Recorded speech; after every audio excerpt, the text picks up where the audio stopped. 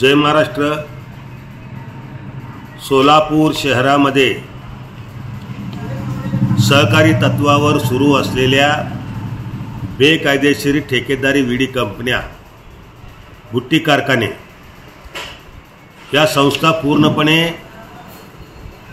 बंद कराव्या अशी मागणी वारंवार शिवसेना उद्धव बाळासाहेब ठाकरे पक्षप्रणित महाराष्ट्र कामगार सेनेच्या वतीने करण्यात येत आहे। या बाबतीमध्ये गेल्या 7 ते 8 वर्षापासून वेगवेगळ्या माध्यमातून आंदोलन करत आहोत।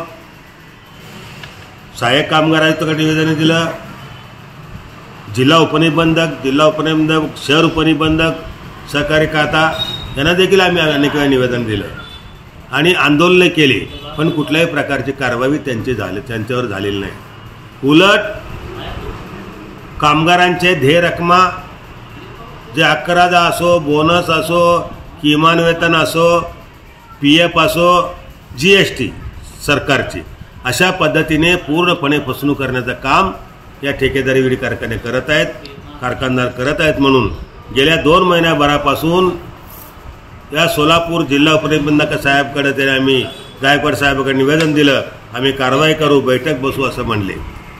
त्याचबरोबर शहर उपनिबंधिका बोळे मॅडम यांनी देखील अनेक वेळा आम्ही त्यांच्याकडे विनंती केल्या, निवेदन दिलं आणि आंदोलनाचा इशारा दिला, परंतु कुठल्याही प्रकारची कारवाई त्यांनी केलेली दिसून येत नाही। म्हणून कालच महाराष्ट्र राज्याचे सहकार मंत्री दिलीप वळसे पाटील साहेबांना आम्ही शिष्टमंडळाद्वारे महिलांच्या माध्यमातून त्यांना भेटून निवेदन दिलं, साहेब, या सहकारी तत्वांच्या कायद्याचा आधार घेऊन हे भुट्टी कारखाना, सहकार तत्वावर चालणारे एक बोगस कारखाने, बेकायदेशीर कारखाने बंद करणे गरजेचे आहे, त्यांच्यावर कारवाई करणे गरजेचे आहे।